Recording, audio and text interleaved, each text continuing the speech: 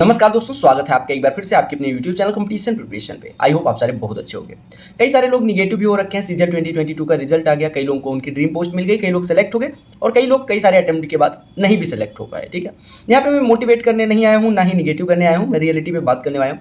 जो लोग निगेटिव हैं उनको मैं बता दूँ कि अगर आपको लगता है कि आपने अपना बेस्ट दे लिया है, आपने एनफ प्रैक्टिस कर ली है, आपने जिस सोर्स को फॉलो किया उसका मल्टीपल रिवीजन के बाद, मतलब जैसे मैथमेटिक्स, इंग्लिश, रीजनिंग और जीके के साथ साथ कंप्यूटर और टाइपिंग सब पे आपने मेहनत करी, आपने अपना 100% दिया और उसके बाद भी सिलेक्शन नहीं हो पाया है, तो इट्स बेटर कि आप स्विच कर लें। आपको अगर बैंक लगता है ईजी है इससे, तो बैंक की तरफ, या जहाँ भी सही लगता है, स्टेट एग्जाम सही लगते हैं तो उसकी तरफ स्विच कर लेना बेटर रहेगा इस टाइम पे। ठीक है, क्योंकि आप अपना फर्जी एफर्ट डालें उम्मीद में, तो वो भी नहीं ठीक है। अब जो लोग नहीं स्विच करना चाहते, कई सारे लोग होते हैं जो मेरे जैसे होते हैं, एक ही एग्जाम देते रहते हैं। उनका मैं बताऊं कि एक मेरे भाई हैं, बड़े हैं, हालांकि उन्होंने क्रेडिट वगैरह मतलब वो देते रहते हैं। सोमवीर भाई हैं, सोमवीर पहले वो बीएसएफ में सब इंस्पेक्टर थे, तो उन्होंने नौकरी छोड़ दी थी बहुत पहले ही। उनको सीजीएल की नौकरी करनी थी। उन्होंने 2013 से सीजीएल देना शुरू किया। ठीक है, उनका मैथमेटिक्स और इंग्लिश वगैरह पता नहीं, मैथमेटिक्स तो मुझे पता है उनका वीक था, उनका सिलेक्शन नहीं हो पाता था। ठीक है, 2013 से स्टार्ट करा था और 2023 में यानी कि 2022 वाले अटेम्प्ट में, 2022 में तक वो 8 अटेम्प्ट दे चुके थे और इस बार वो 4600 ग्रेड पे अनरिजर्व कैटेगरी से, जबकि उनकी एज हो चुकी थी 27 प्लस वाली ही पोस्ट के लिए एलिजिबल थे। यानी आपको पता है कि 36,000 वैकेंसीज के बाद भी उनके पास कम वैकेंसीज थी और इस बार वो एक्साइज इंस्पेक्टर, सोमवीर आप सर्च कर लेना पीडीएफ में, एक्साइज इंस्पेक्टर के रूप में सेलेक्ट हुए हैं। तो ऐसे लोगों को देखते हुए मुझे लगता है कहीं ना कहीं की पॉजिटिविटी तो रखनी चाहिए। अगर आपने अपना बेस्ट दे लिया है तब तो कोई बात नहीं, लेकिन अगर आपको लगता है कि आप अपनी तैयारी में, आप एनालिसिस करने के बाद आपको लगता है कि कहीं कोई कमी रह गई, ठीक है, टॉपर्स अलग चीज है कि टॉप कौन करता है, उनकी स्ट्रेटजी क्या रहती है, उनने क्या बुक पढ़ी, जरूरी है आप देख लें एक बार कि टॉपर्स भी वही बुक पढ़ते हैं। उससे ये कॉन्फिडेंस आता है कि आप जो बुक पढ़ रहे हो वही बुक वो भी पढ़ रहे हैं, आप जो सोर्सेस फॉलो करो वही। उनमें आप में अंतर यही होता है कि हो सकता है आपने अपनी कमियों पर काम ना करके वही गलतियां बार बार दोहराते रहे और कई बार सिलेक्शन नहीं हो पाया। ठीक है, तो निगेटिव होने की बात नहीं है। अगर आपने एनालिसिस करा और आपको कहीं कमियां लगती हैं, आपने मान लो जीके की पूरी किताब पढ़ ली लेकिन अगर रिवीजन नहीं करा, मेरे साथ जीके में मेरा जीके पुअर जब था तो इसी वजह से था कि मुझे क्वेश्चन देखते ये तो लगता था कि मैंने ये पढ़ा तो है, लेकिन मैं ये कंफ्यूज हो जाता था ऑप्शंस देखते कि कौन सा वाला सही होगा। पढ़ा तो है लेकिन रिवीजन नहीं किया, इस वजह से जो कंफ्यूजन होती है वो हमेशा रिवीजन के lack of revision means confusion. ठीक है, तो आपको ये चीज पे भी विशेष ध्यान देनी है। अब रही बात ओवरऑल, अगर हम बात करें इस वीडियो बनाने का पर्पस, तो कई सारे लोगों का मैसेज आ रहा था निगेटिव, मतलब कई सारे क्या ग्रुप वगैरह में देखता रहता हूं तो उसमें मैसेज आता है कि भैया निगेटिव थॉट्स से सुसाइडल थॉट्स आ रही। एक चीज और बता दूं, मैंने एक मैसेज भी कर दिया है टेलीग्राम पे, अगर आपने चेक करा हो, कि आपके रोजगार में होने से ज्यादा जरूरी आपका जिंदा रहना है, आपके परिवार के लिए, आपके जो चाहने वाले हैं उनके लिए।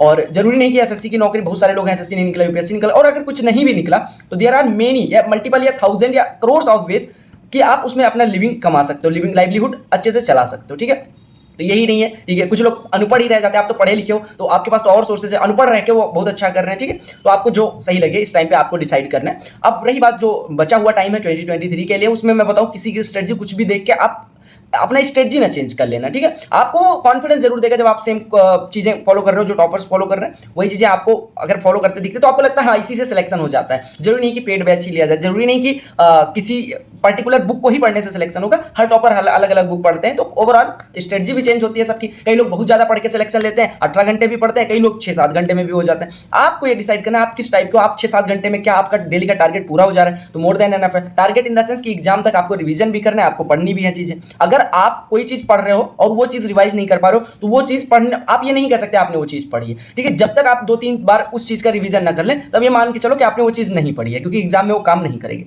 अब बात आती है एग्जाम में अपीयर होते टाइम, कई बार क्या होता है हमारे अंदर कई लोग होते हैं जो एक्सप्रेसिव नहीं हो पाते, लैक ऑफ कॉन्फिडेंस उनके अंदर होता है। मैंने देखा अक्सर, मतलब बहु लोगों के साथ, टचवुड मेरे साथ ऐसी चीज नहीं रही, मुझे कॉन्फिडेंस या ओवर कॉन्फिडेंस की वजह से ये चीजें, मतलब शायद कई बार मैं ओवर कॉन्फिडेंट हो जाता था, इस वजह से सिली मिस्टेक्स तो हुई, लेकिन वो वाला नहीं रहा कि एग्जाम सेंटर पे जाके मैं हड़बड़ा के गलती कर दूं। ठीक है, ये बहुत सारे बच्चों के साथ जनरली यही होता है कि वो बहुत अच्छा करते हैं और उसके बाद भी उनका सिलेक्शन इस वजह नहीं हो पाता क्योंकि एग्जाम में वो प्रेशर हैंडल नहीं कर पाते हैं।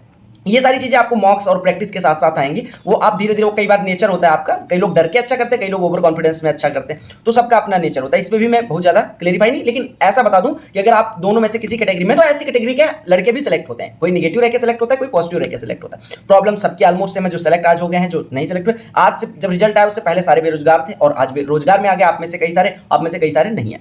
अब मेरा जो काम बनता है, मेरा देखो यूट्यूब चैनल, मेरा जो ये कॉम्पिटिशन प्रिपरेशन है वो किसी और चीज के लिए नहीं है, सीधी सी बात है कि सीएचएसएल की प्लेलिस्ट सीजीएल 2022 मेंस तक का सोल्यूशन आपको चैनल पे मिल गया है। जो टॉपर्स की स्ट्रेटजी भी आपने देखी होगी, जिन्हें मेरे प्रीवियस बहुत सारे लोगों ने प्रीवियस ईयर क्वेश्चंस इस चैनल से भी करे हैं, तो उनने यही बताया कि प्रीवियस ईयर क्वेश्चंस यहाँ पे ऑर्गेनाइज्ड है। उसके लिए आपको पहले तो कॉन्सेप्ट के लिए स्टार बैच प्लेलिस्ट में डिस्क्रिप्शन में डाल दूंगा। मैथ्स के मतलब मैं बताऊं, मैथ्स की गारंटी मैं लेता हूं 90 मार्क्स का है, ऐसा कुछ बहुत ज्यादा है नहीं, प्री क्वालिफाइंग है, तो 90 मार्क्स के लिए 90 आउट ऑफ 90 ला सकते हो। आपको कॉन्सेप्ट अगर नहीं किया तो स्टार बैच प्लेलिस्ट से कॉन्सेप्ट कर लेना, ठीक है। स्टार बैच के लिंक डिस्क्रिप्शन में डाल दूंगा। उसके बाद आपको 2018 से सीजीएल के, सीएचएसएल, सीपीयू ये सारे पेपर्स कर डालने, वो करने हैं, ठीक है, सारे लोग कर डालना। अब आप क्वेश्चन कैलकुलेट कर लेना, मैंने टेलीग्राम पे पिन भी कर दिया, 5000 क्वेश्चन है मैथमेटिक्स के, उसमें से आप चूज कर लेना कि कितने करने। लेटेस्ट वाले जरूर होने चाहिए, 22, 21, 20 और 19, 18 यहां तक आपको मैं सजेस्ट करूंगा। आप थोड़ा एफर्ट ज्यादा करें कि 18 तक हो ही जाए, ठीक है। 17 और उससे पीछे जाने की जरूरत भी नहीं, उतना ज्यादा मैथ्स का वेटेज भी अब नहीं। सेम चीज इंग्लिश में और जीके जीएस में आपको पता ही है, स्ट्रेटजी वगैरह आपको पता ही है, टॉपर्स की स्ट्रेटजी देखी होगी। और अब डिसाइड कर लें, काफी सारे लोग इस वजह से भी नहीं सेलेक्ट हो पाते, वो जो मैंने बताया प्लेलिस्ट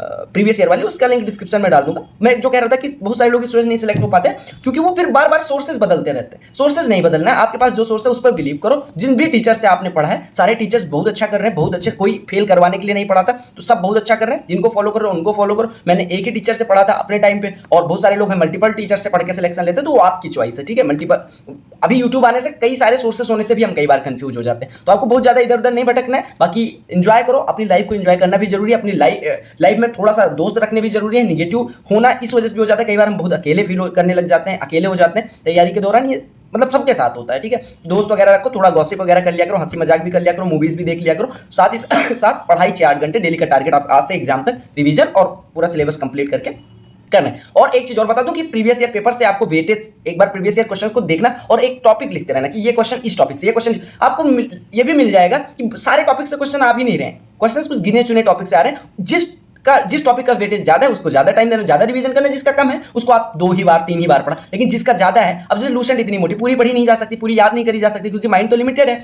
तो आप उसमें से लिमिटेड चीजें, जैसे हिस्ट्री में मॉडर्न हिस्ट्री आ रही है, पोस्ट इंडिपेंडेंस आ रही है, एंशिएंट में वैदिक सिविलाइजेशन, मतलब मैं एक एग्जांपल ले रहा हूं, ऐसे आप हर टॉपिक का डिवाइड कर लो और उसको कितना टाइम देना वो आप अपने हिसाब से, आप अपने एफिशिएंसी के हिसाब से डिवाइड कर लो, ठीक है। बाकी यही चीजें करो। अब मैं आज से सीएचएसएल के सोल्यूशन प्रोवाइड करने का कोशिश करूंगा, जल्दी जल्दी वो खत्म कर दिया जाए, फिर कुछ नए सिरे से शुरू करेंगे, ठीक है। तो आप लोग पढ़ते रहें और सारी प्लेलिस्ट जो भी मैंने डिस्कस करी प्रीवियस ईयर टेलीग्राम पे मैंने पिन कर रखे, टेलीग्राम चैनल की लिंक डिस्क्रिप्शन में डाल दूंगा। स्टार बैच जरूर, अगर आपने बेसिक्स एडवांस पोर्शन में बिल्कुल भी नहीं आता कुछ भी, तो भी देख सकते हैं, और अगर आपको एडवांस पोर्शन में कॉन्फिडेंस कम है तो भी देख सकते हैं। 70-72 क्लासेस 70-72 घंटे में advance maths more than enough हो जाएगी for this format of SSC CGL, ठीक है।